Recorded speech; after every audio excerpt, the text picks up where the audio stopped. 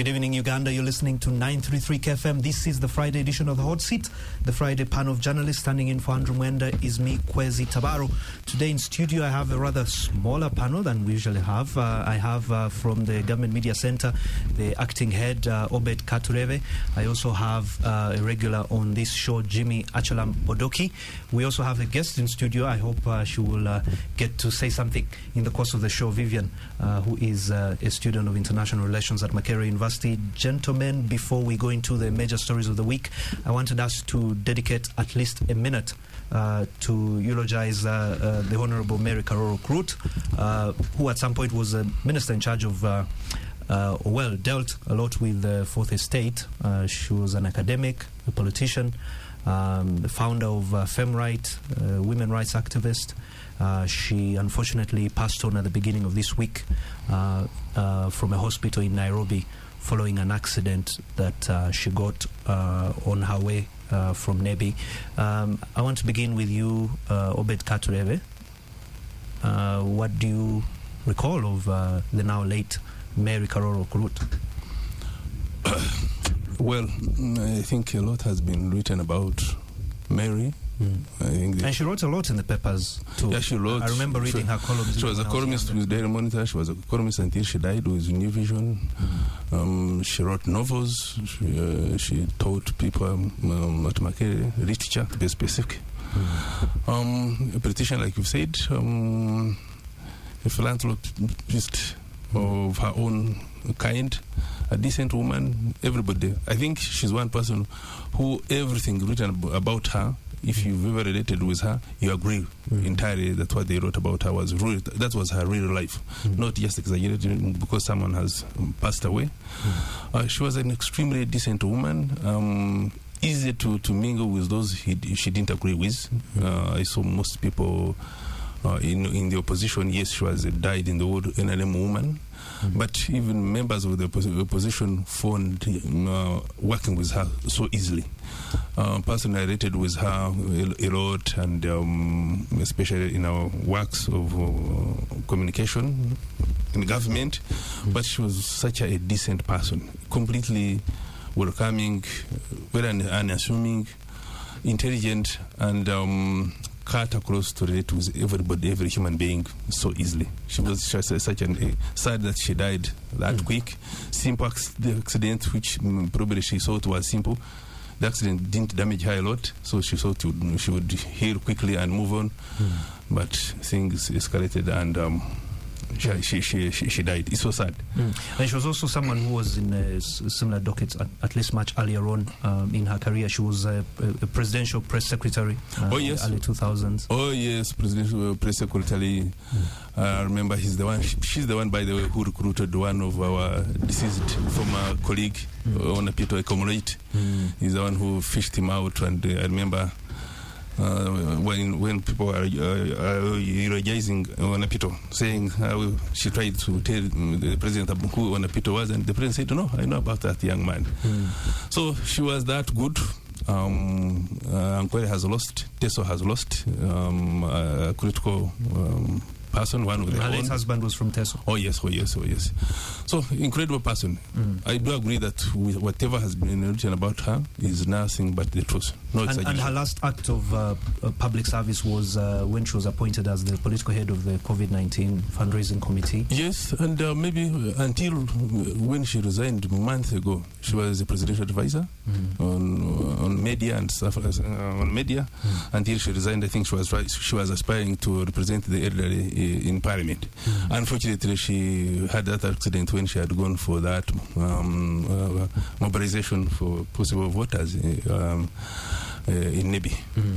I would like to read something I found interesting. This was written by Robert Kabshenga, who's former CEO of New Vision, who had an opportunity to work with the late Karoro. He says of her that she carried herself with integrity and maintained her affable manner. She was never involved in scandal or controversy, the kind of credentials you need in someone you want to lead a task and a process that depends on high levels of public trust. This, of course, referring to her leadership during the COVID-19 crisis. And he concludes by saying, looking back, I do not see that there was anyone else in cabinet suited for that job. A reminder to guard your name jealously, so you sign out with dignity. Rest in peace, Maria. This is Robert Kabshenga in a new ledger that was published on his social media a day ago. Jimmy Achalam, what do you recall of the now fallen former minister? I saw in person the first time, it was last year at Ona's funeral service. Our former colleague, Gonabita in St. Luke. And she spoke so... The way she eulogized Ona was, very... She spoke so well. She came across as a very humble person, because many times when people die, some people who associate with don't even show up. And she went to the village as well. I was watching that on YouTube. She attended the funeral in the village as well. Yeah, but generally, I think she was very humble. No controversies, no scandals, as you just said, and an educationist. I think she taught very many people. So some have been writing about their experiences, how she helped them out when they had issues, and then I first heard from Professor Austin Bukenya Mwalimu, said when he came back from exile from Kenya, he shared the same office space with her, and she involved him in the formation of FemRight. Said this is to promote women writers, but also men are encouraged to participate. So that's how she reached out. Also been, I've not read the books deeply, but I know she's written so many books. The official, the official wife, the cast of the, so many, and how she found time to keep writing the columns in the newspapers. Big people in this country, how busy they are. So I think she really enjoyed writing and sharing knowledge. She was so kind. She wrote the foreword to Ona's book, Tears and Triumph. The foreword was written by her. So that shows how she was very connected, despite the big jobs, the titles, she still kept in touch with people that much. We've been joined by Isaac Kayonde, fresh from the campaign trail. Isaac, good evening. You phoned us eulogizing the late Mary Karoro Krut, who passed on at the beginning of the week. I know we'll go into the details of your rest, but could you say a word or two about the now fallen former minister? Good evening, listeners. Yeah, good to see the panel. For the first time, I'm seeing a lady. She's a guest on the show, eh? Yeah. I mean, there was too much testosterone on the show. Well, I can't say much about the lady. I didn't know her personally. I only knew her through her public service. And I think it was... She was one of those very clean, modest, and very, traditional politician, service above self, things like that. And that crop is slowly getting extinct in our politics of the day. But otherwise, a great loss to the country. Her literature, I think I've read, what was that book? I didn't read the book, but I've read some excerpts of it. That's pretty much, but I really hope the family will recover through this. Obed, is there an official burial program out yet? Yes. She's been given official burial. Service was today at All Saints. I think the body has been flown to Bushenyi this evening. There was another service at 3 p.m. in Bushenyi. The burial will be tomorrow at her ancestral home in Bushenyi. All right. I think Bushenyi town. All right, we do send our condolences to the family of the now late Honorable Mary Karoro Okrut. She was also a lay canon in the church. In her church, yeah. Yes. Our condolences to the family. Gentlemen, we have about 4 minutes to go into the break, but if you are still on your way home, a copy of your Saturday Monitor is already out on the streets, and the headline in tomorrow's paper is shillings 550 billion later, the health sector stays on a drip.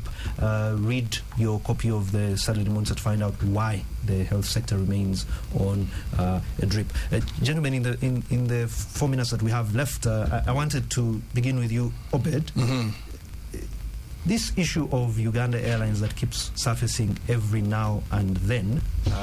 Now I see the CDF, General Moses Kainerugaba, has jumped in and says he's been receiving briefings from the host of this show, Andrew Mwenda, on the corruption alleged that is happening at Uganda Airlines, and that he's soon going to act.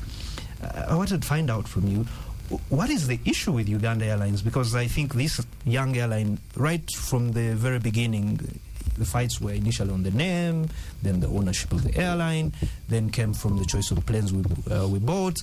Now Parliament is saying, why did you spend so much money on buying planes from a company that you knew was going to close, and now you're spending so much money trying to procure spare parts, which you can't seem to find.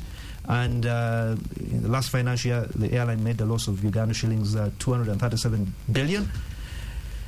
But in all the stories that I read, one thing I don't see is the background and context to this industry. That the airline industry is very complicated. So what Uganda Airlines is suffering is not unique to Uganda Airlines, and it's not that they woke up one year and burned through 237 billion, but it's understandable for young airline that until they break even, they're going to be losing money. I saw. Or is this a case of just government being bad at doing business? No. Well, I want to consider. I haven't read fully I think that was Auditor General's report. Yes. When they were interfacing with the ED, Uganda Airlines. Well, until probably you've had the proper explanation from the team that is leading Uganda Airlines, at times those politicians, because they want to capture cameras and seem to be working and probably fighting corruption, quite often those who are heading those oversight committees are members of the opposition. I saw it was Segona and some other person. Kunyinji Mwada. So they brought things out of proportion. But what I know is that each one of us didn't expect Uganda Airlines to break even. Which year now? It was started in 2018. So this is the airline's 7th year. 7th year. Yes, those that have been in the business for long, it took them time to break even, to begin making profits. Those allegations that they bought from a company that was about to close, I don't know how true it is. That probably they are struggling to find spare parts and stuff like that one.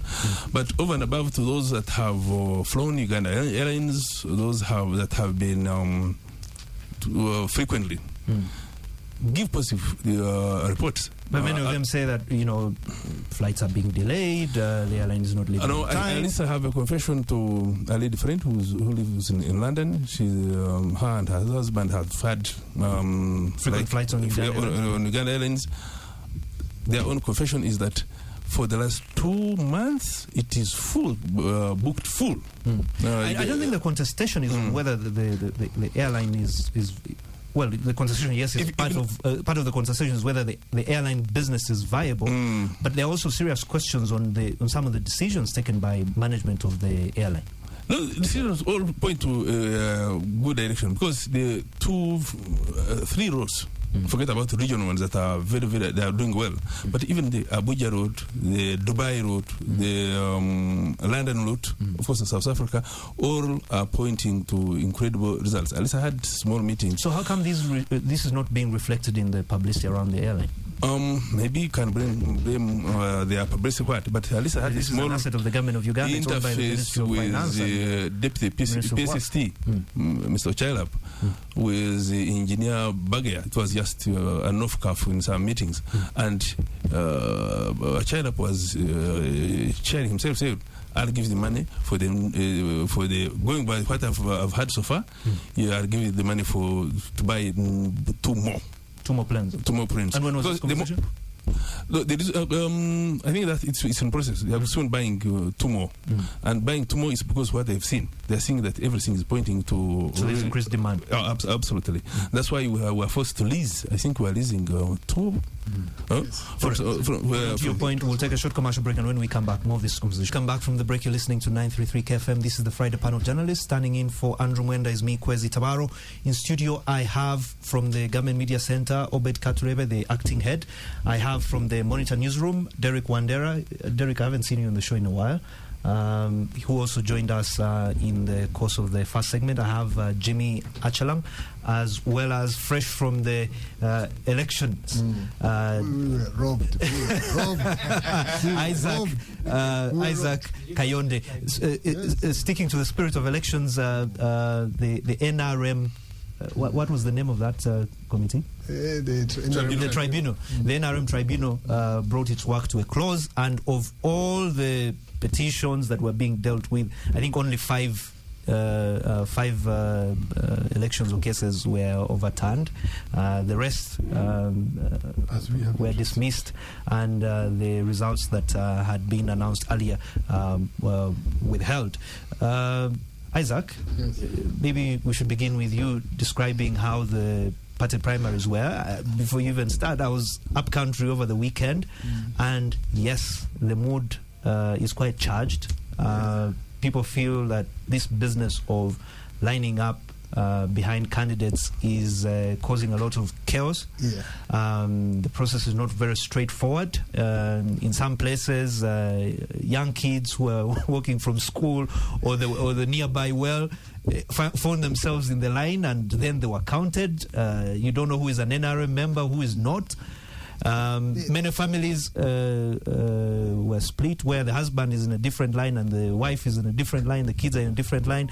Others decided to stay away, other than be forced to choose between 2 neighbors who are standing for a given position. But I wanted to hear from you, having been in the heat of it as a candidate, what would be your assessment of the NRM party primaries? Well, I have discussed it here and in several places. I'm starting to get the hang of it, because it also drags me down into that memory thing. Like you said, there are only 5 elections that were overturned. We have been seeing some of the decisions which have come out of the tribunal. Anthony Natif Charlie saying, now, with the errors of the tribunal, where are we going to... there's no... To rectify them, yes. Rectify them. But in my opinion, I think it's, again... I can credit NRM for trying to especially on the aspect of appeals, they are improving their way. Because this one was a bit tighter. The level of corruption in the tribunal, I mean, at least I didn't hear any scandal coming out of the tribunal. And the timeliness with which the cases were dealt with. Yes. I think everyone was given an hour to make their case before the lawyers. We were given 20 minutes only to make a case. I saw one of the NRM lawyers saying that. No, it was 1 hour. It was 1 hour for the tribunal to hear you, but it was 20 minutes for each party to list down their grievances. Anyway, I think for me, first was the method, and I have been here severally saying, look, NRM, this method of lining up is an ancient method. It operated in levels of high moral ethics, where there is a high level of trust and morals. Now, in the environment in which we are, it is extremely undemocratic, and democratic societies moved away from that, because it has one tenet that of democracy that it avoids: the secrecy and the right to choose my person without the influence of my environment. Right? Now, as you have highlighted, this business of lining up, is such that that right is taken away. The person with the money, if I've given you my money, I must see you on the line. If you're my wife and I am standing here, you must. Otherwise, you come back and pay the price. So bribery has all of a sudden increased. Become entrenched. Yeah, entrenched. Bribery is now something that is common practice. That if you don't give me, people are selling their votes for 5K, 10K. I saw some videos where even 2K, where candidates had agents standing at the end of the line, and whoever would be counted in the line would be handed 2,000 shillings. Yes, that's how it is. And is this some of the evidence that was presented in the tribunal? Yes, we presented that, but there were 3, and I've just read, because I've read the 3 things that the tribunal has even gone ahead to quash a decision Tango Doi made and saying he has no power. Tango Doi, who's the head of the Electoral Commission in the NRM, has no right to cancel an election. You know, that decision has been made by the tribe. You know, the other thing was that they can only cancel the results if there were, I think, three things according to the law that they could cancel, and that is if you have proven that that one, you were the winner, so they don't care about the process, but they care about the result in the sense that you must prove. Then the second is that if there were irregularities that go against the constitution of the party, and you have to show the substantiality of it, that if the rules were broken, they must be substantial enough to cancel the election. That's number 2. Number 3 was what? I forget. But the point I'm trying to make here is that, look, I think you give credit for NRM carrying out this exercise countrywide, right? But you have to feel like, you know, the method they're using is... Question would be, what's the alternative? Because you moved away from the secret ballot, because you said people were stuffing the ballot. Yes. So now you've decided to go with this lining up behind your favorite candidate or their poster, and you're saying it takes away the choice of the voter. So what do you recommend in its place? There are 2 things that the president, at the time, he was addressing. He was trying to address again those issues of stuffing the ballots and paying registrars and everything. But it hasn't gone away, right? 2 things. One, if they want to continue with this lining up business, right, they should have independent election observers. Right, come into play, and such that those people now independent from where? Independent from they hire. I mean, just like you hire lawyers, observers. Introduce the observer thing, like any election anywhere. They introduce the aspect of observers. Observers give a report of that election, so you are able to know, you who is carrying out the election, to understand that, look, this and this and this and this were things that happened in this election. Not me, the contestant, coming to tell you, and then you deny me that right and say, no, you're lying. The NRM primaries happen at the village level. I don't know how many villages we have in Uganda. No, you don't. How would the party raise the money? 72,000. Yeah, we have election observers for the nation. Yeah, but this would have to be paid for by the NRM. Are you suggesting in any way that the NRM is the state of Uganda? No, what I'm saying, they are trying to do a countrywide election. This is the same thing we do for the national election. What I'm saying is that, look... the national election, we have a budget. You have a budget. But I'm saying for the NRM, where would you get the money? This is exactly what I'm saying. Then don't do something that you can't handle, right? Then secondly, the other thing is... the other thing is, if there are no observers, let there be repercussions. Let there be consequences of people who engage in election malpractice. That, look, they arrested, I don't know, 30-something registrars and everything. Have you heard of any candidate who has been arrested? None. So there is this culture of... But the other ways of disciplining, you could dismiss them from the party. Whichever the case, what I'm saying is that there should be consequences of people who indulge or engage themselves in election malpractice. And that is something that is lacking within the party.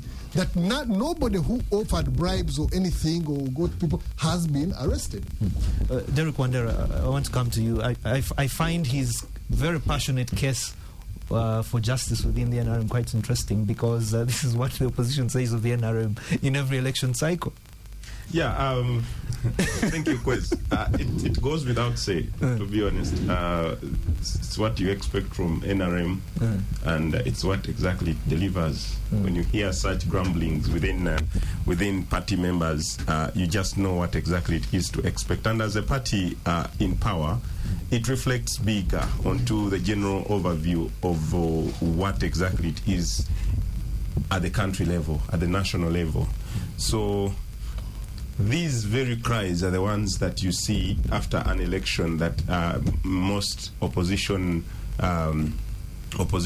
candidates cry about. These are the same suggestions. These are there have been very many observers who have made very good recommendations and electoral reforms in our electoral democracy. So are you suggesting that the likes of Kayonde should join this movement that calls for election reforms across the board, not just internally within our political parties, but at the national level? I mean, when when the opposition comes out to cry like that, the Kayondes are the first to come on this table to say, no, you people, you don't have a case. But now if I see Kayonde on this table now crying, I'm not crying. I'm not crying. The two electoral processes are very different. Very different. Not like you're saying. They are very different. Absolutely. You see, these are the coming one. It's actually easier now. What he's asking for is that, okay, here you have stolen, here I have seen. At least steal me when I can't see. No. That's not the argument. The law provides for secret ballot. And that means that for them, it is better to steal at night. But you can't steal me during the day. Is what he's trying to say. And it reflects our mannerisms as the people, as the NRM that is in power. That is exactly how they treat the elections. And they take it as a joke until you see that they have been tinkered with. In a minute or less, are we, as a result of this process, are we likely to see less or more NRM leaning independence? Because in the past, the excuse many independents have given is that even when they went to the NRM party, they did not get justice, so therefore they've made their case to the voters. But in this case, if only 5 elections have been overturned, does it mean that 99% of the rest of the cases that stood, the people who lost should just accept and not run as independents? No, my view is that we should have very many NRM leading independents. And what will the party do about it? Because we're saying that the tribunal is the court of last resort. Beyond this, you can't go anywhere else, accept the results, and then... Now, I hadn't finished. I was saying there will be too many NRM leading independents for 2 reasons. One, there are those who feel like Kayonde because the method used, the way he has described it, it's counterproductive. People may eat from the 2 candidates. In fact, most that's why there was low turnout and disappeared. Don't show up at all. Turnout was extremely low. Hold on to your point. We'll take a short commercial break, and when we come back, more of this discussion. The APM. It's hot on air. Gentlemen, we're back on air. We're back on air. The fight you're hearing there in the background is between Derek Wandera and Isaac Kayonde over the results of the Noob guys. The Noob guys are laughing. You're listening to 933 KFM. Standing in for Andrew Mwenda is me, Kwezi Tawaro, and I'm joined by an eminent panel of journalists and panelists to discuss the major stories of the week. We're discussing the conclusion of the hearings, petitions by the NRM Party Tribunal that at the end annulled victories of, according to the Daily Monitor, they're saying 4 MP flag bearers, and these are, I'm trying to read them here. Can you help me? This is Bunya South, Bugabula North, Jinja Woman MP, and Buzaya County. Interestingly, all these 4 are in Busoga sub-region. Is there a particular reason? There's Moyo. And there's Moyo as well, so it makes it 5. So, I had the floor, yes. The reason why there will be many independent NRM leaning independents, well, for the reason, one, Isaac put it so elaborated on it. In the course of the break. In the course of the break. The method of voting is really counterproductive. Secondly, there are those who believe they were robbed by... But I saw some petitioners who had come third, and the difference between them and the winner was hundreds, if not thousands, of votes. So at what point is it acceptable that you lost fairly, or that? This is why I was going crazy. Then we have another category, not the Isaacs, but another category of the indisciplinados. Those who, the typical Africans who don't believe in defeat. No, when did you speak to all Africans to say that the typical African behavior is not to accept defeat? It's a typical NRM behavior. No. Look at across. The only president I know who lost and shook the hands of his victor is now current president who has rebounded, Mahama of Ghana. And maybe one other 2, and recently the one of Botswana. He did one Sanya. When he saw the second office, he was defeated, but he was courteous enough to congratulate his victor and hugged him. Anyway, but beyond that, there are those who are indisciplined who still will go back and still stand as independent, and those ones I pity them, especially these other ministers, sitting ministers.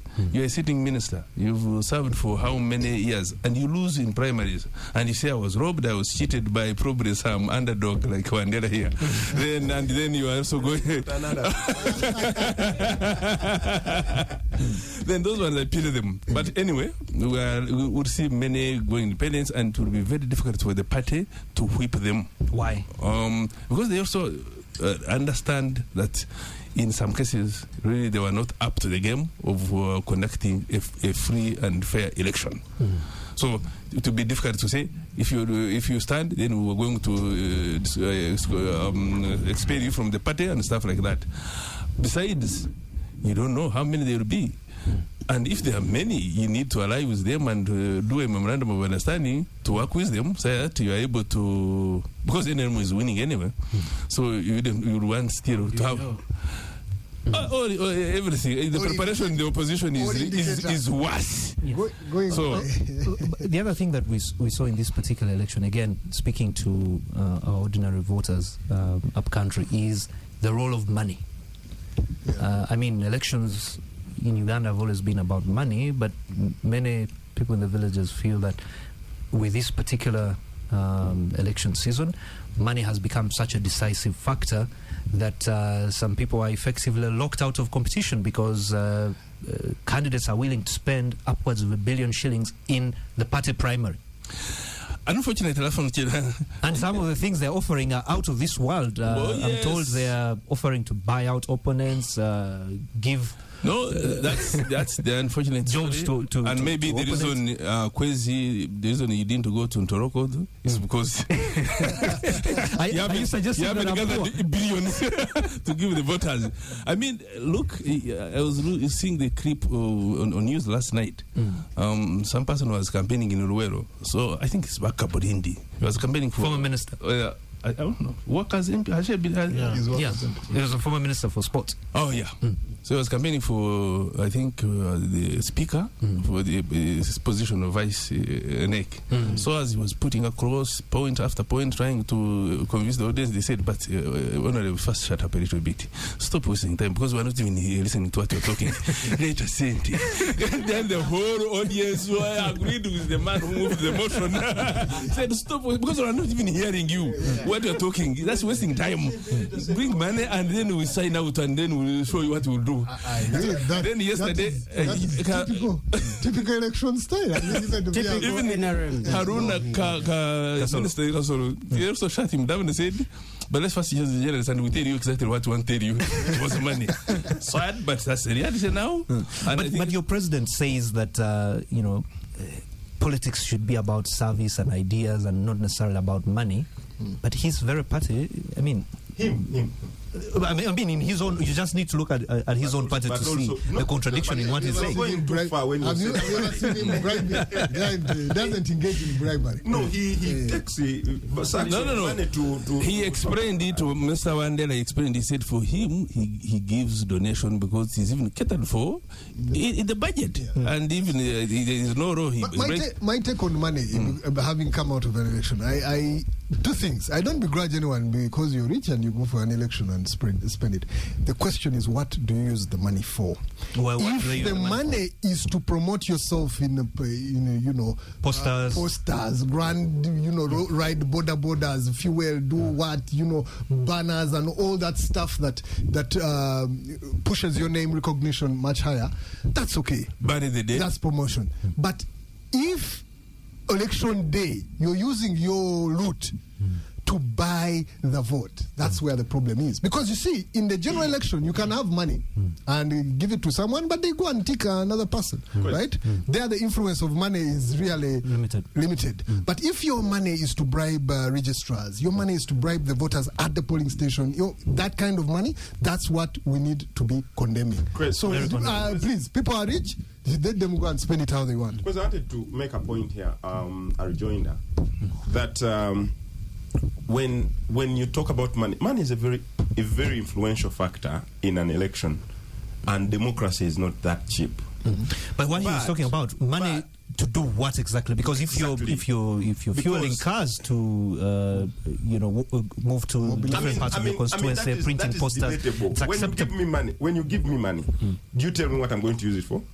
The other day, the Prime Minister was explaining why they give money at polling stations or even during elections or campaigns. She says, people have moved for a very long distance. Why don't you give them some transport? So I've come to vote for you.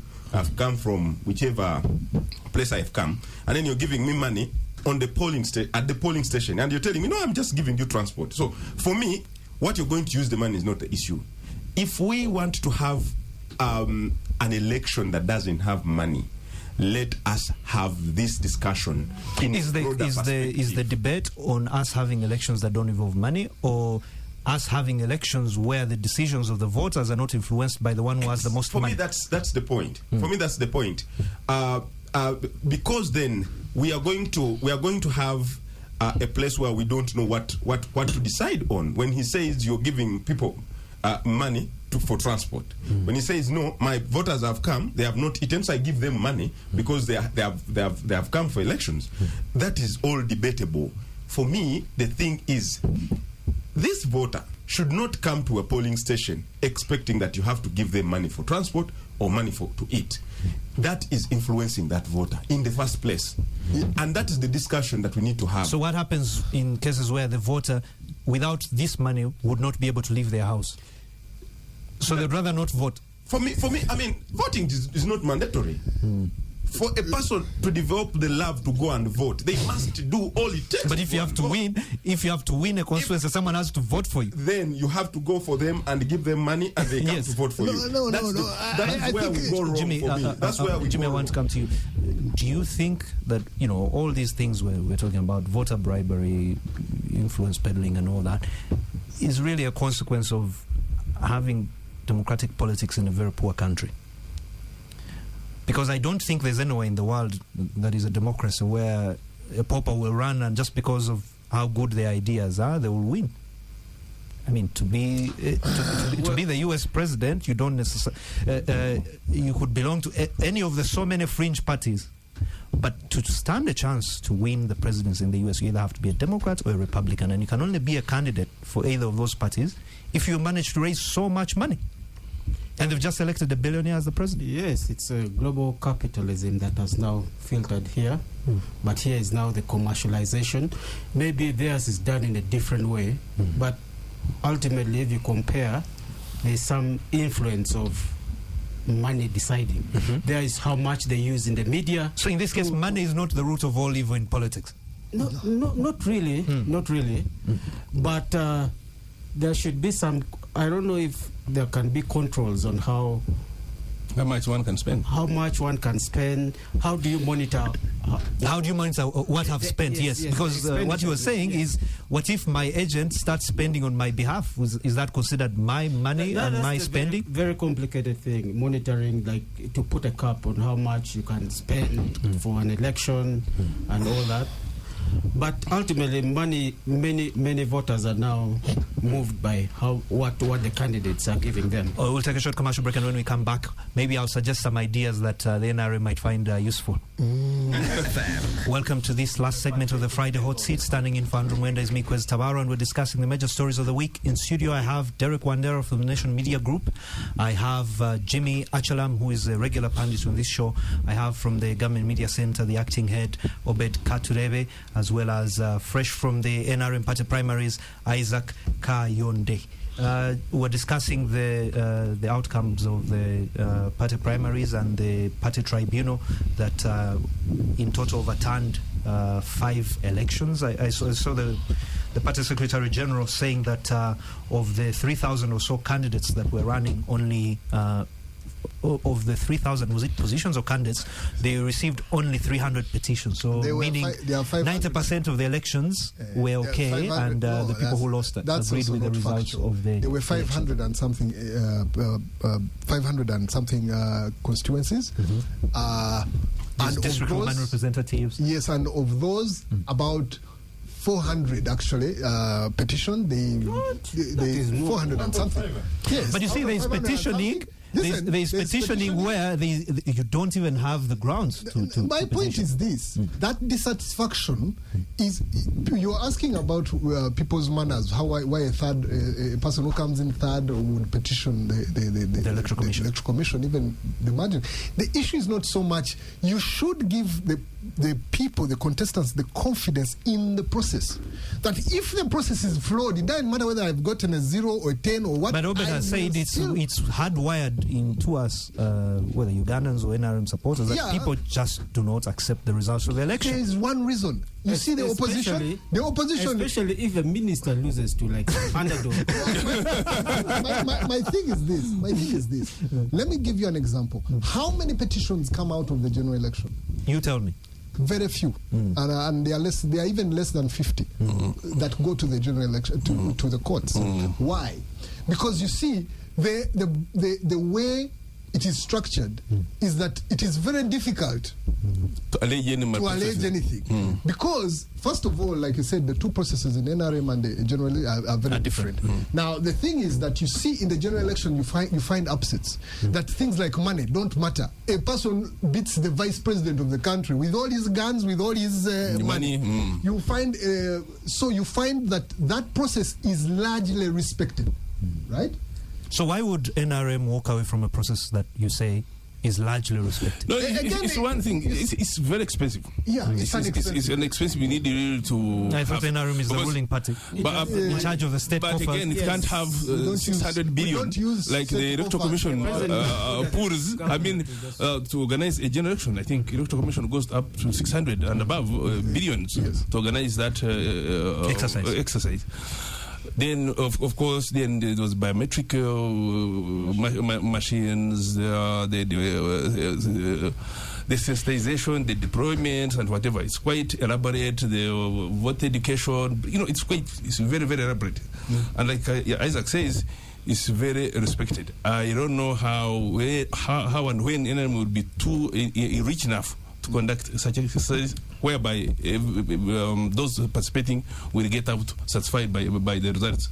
So as for now, we will be having people going as independents, and the general election will sort out whatever dissatisfaction. From what I hear from you and Isaac Kayonde, two things are clear to me. One is that it's either the politicians that are the problem, in the sense that they're the ones who are bribing the voters, and therefore those with money will try to distort the process, or that our people in this case are the problem, that they can only vote people who have money. So if we identify that those are the two problems, then the solution would be remove the voters, remove the direct interaction between the voters and their representatives, at least in the sense that Jimmy Odoki Achelam will be in his village where he needs to be voted, and he has to spend money, he has to pay school fees and all that, and adopt a proportional representation system where you say the NRM party has 100 seats, so you vote for the party and not necessarily the individual, because all these things that the voters want to do will be achieved by the party in government. So why do you personalize, the things that government should ideally do? So if we say that the issues of the voters are about schools, about roads, and all these other things, the government vote the government of the led by the NRM party, and we will deliver those things. Our candidate in your area is so and so, but that candidate will only go to parliament based on his rank in the NRM structure. So if his rank is 99, NRM has to get at least 99 seats across the entire country for that candidate to be in parliament. I feel that would remove the pressure, because then everyone will be working for the party. But now, even within the same party, the level of competition is so intense that you even wonder whether it's possible for some of these relationships to be repaired in the few months we have going into elections. These are some of my ideas, but I think President Yoweri Museveni has spoken extensively about this. He's against that idea. He thinks people should vote directly for the people that represent them. Well, for as long as Ugandans with their poverty are voting for their leaders, I think money will continue to be a factor. Gentlemen, I don't know if you want to spend more time discussing the politics of the NRM, but we have an election campaign season coming up, and a record number of people are picking forms to contest for the presidency. I've never seen this. I've seen 22-year-olds. I've seen 30-year-olds. Yeah. What is it in the presidency? Let me begin with you, Jimmy They're Achala. just picking forms. You wait, will they be nominated? Yeah, but I'm saying the fanfare with which people are showing interest in this. TikTok and social media and all this, just popularity, but will they go beyond? Will they really, when they say that you should have this amount of money, you know that it makes it like a joke. Because So you're suggesting the presidency of Uganda is a joke now? but in the end, they will be filtered out. The ones who are progressive, the ones who are serious, you know, it will come down to Derek Wandera. not more than 10 people. Are we about to see you pick nominations? Derek is more serious. You've written for so long about the problems in this country. Might as well run for president. I saw my brother Jackson Onyango picking his forms. But I don't know why you people haven't been following. In the last election, 136 people, 136 people picked nomination forms from. But we're not even a month into the start of the nomination process. I'm saying Yes. the numbers will clearly exceed that. Absolutely, they will exceed that and even more. But one, like he has pointed, it is now the era of social media. You go pick and have numbers, you get numbers and stuff like that. But there are just a few who are serious that will come back. At the end of the day, I think 9 of them made to the last election ballot. This time we might have maybe a bigger number. I've seen many of them who were on the ballot last time, coming back. The Nancy Kalembes, the Joseph Abuleta, Katumba, and I've seen Joseph Ochen, what's his name? Joseph Otieno, also picking. Yes, and I feel that we're going to have bigger numbers this time around. But that is because you have seen some of them come, they are wearing gumboots and shorts and stuff like that. All that is just trying to pull a few numbers to their social media handles. All right. Isaac? For me, I think these are the vagaries of democracy and the law, rather.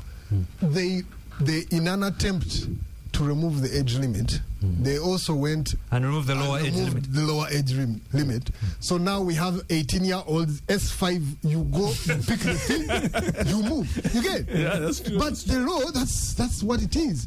You could have removed the age limit, the upper limit, but keep some sanity down here, right? So for me, I'm saying, look, the law... But the average Ugandan is 18, so 50% of Ugandans, whatever the case, that 18-year-old is representing more people in his age group than a 70-year-old. Whatever the case, there should be a threshold which is above 18 for sure. Let us understand that, look, some of these things, I mean, you're putting out I saw S6s, people in VAC, you get? Yeah, but that's the minimum qualification. That's the minimum qualification. President. I believe in this 1 month we might hit 200.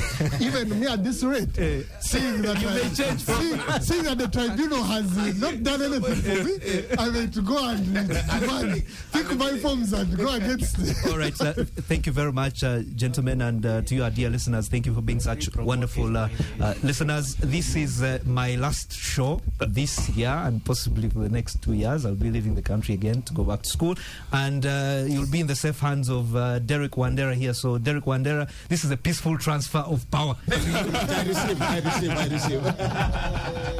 Take very good care of our listeners and don't lose them. Absolutely. All right. But what are you studying? That doesn't end. We have Well, there are people who have not left the presidency. I might as well stay in school. The president has been president for 40 years. He only has Are you one a professional student? Yes. All right. Thank you very much for being such wonderful listeners. Good